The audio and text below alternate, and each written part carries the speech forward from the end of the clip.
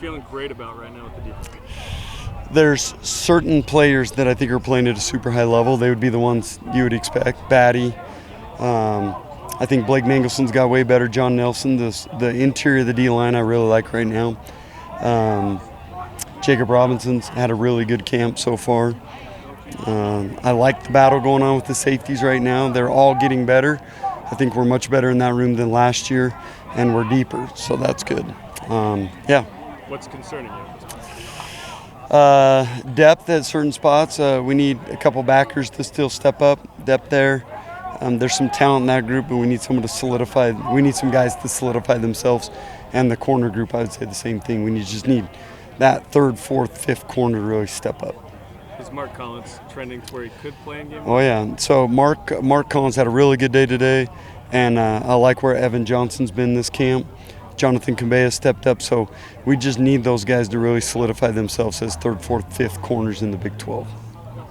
What will be the determining factor in who's in the two deep at safety, since that is a deep room?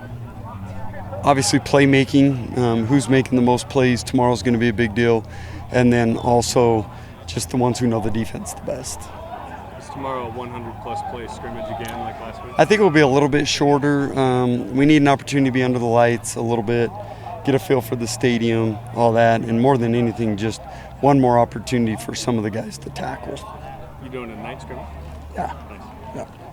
You talk about tackling, and we don't see everything that you guys do, but how is the team looking at that with what you've been able to evaluate? Yeah, so I think we're way ahead of last year at this point. And last year, actually, I think we're a much improved tackling team from the years before.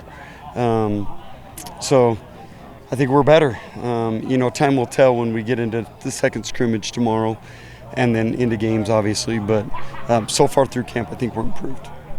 Do you have set metrics you try and look at as far as missed tackles, as far as limiting extra yardage after contact? Absolutely. Yeah. So anything under 10, 10 missed tackles a game, anything under that is solid. I think you're really elite if you're getting six or less missed tackles in a game. If you're bleeding up into that 13, 14 or higher, then that's too many. It's excessive, and it's really poor if it's over 20 a game. We were just talking to Caleb, and he was talking about going up against Batty every day and what that's like. It's like seeing those two battle and benefiting each other just as far as helping Batty get better. Well, first off, I think Coach Woods has done an amazing job with the offensive line. I see their physicality. I like their techniques right now. Caleb's really improved. So to watch that battle with those guys it's fun for us. Each day we get to watch one-on-ones. We say it's kind of one of the great parts of the day, just kicking your feet up, drinking a Mountain Dew and watching one-on-ones, watching those guys battle. So that's one of our favorite parts of the day. So Mountain Dew is the drink of choice then? Oh yeah, nectar of the gods. I don't know if I can say that at BYU, but I think.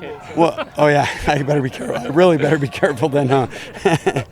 Yeah, what sticks out about what the BYU offense has done from your perspective defending them? Well, I really like what our offensive coaches do. They're always changing. They're multiple. They use a bunch of personnel groupings. I think we're way deeper in the wide receiver group, the tight end group, the running back group right now. So you just see such a mix and match of all the different varieties that they throw at you. They're doing a good job running the ball right now. The throw game can hurt you in so many different ways, shallow to deep. And the creativity of the offensive coaches I like. So there's a lot that I can't wait for the fans to see this year. For the record, I agree with your Mountain Dew take. Okay, yeah. Jack Kelly looks really comfortable out there, just in his positioning, and he looks to be getting more and more so. Is that a matter of him being familiar with you and your coaching style from obviously 2 stops, or is he just kind of that fast of a learner, I guess? Well, yeah, I mean, there's a reason why I wanted Jack Kelly here, right? He's a great player. He's instinctive. He runs. He's physical.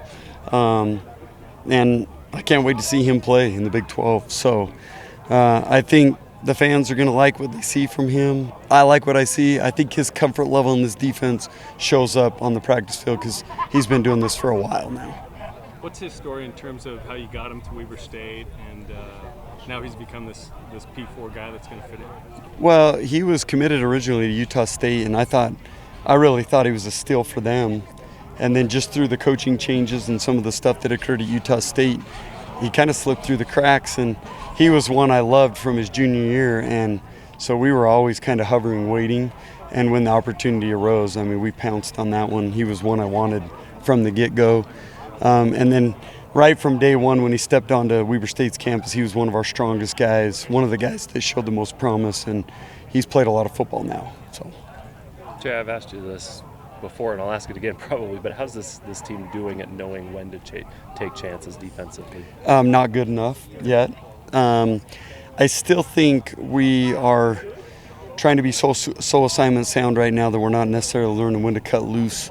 That comes from experience. It also comes from film study and also comfort in the defense. And that's where I think we can still take the biggest step forward, is just letting it rip, cutting loose, and just going to making plays. Where do you feel like the defense can improve the most between now and game one? That, what I just mentioned, cutting loose, attacking what they see.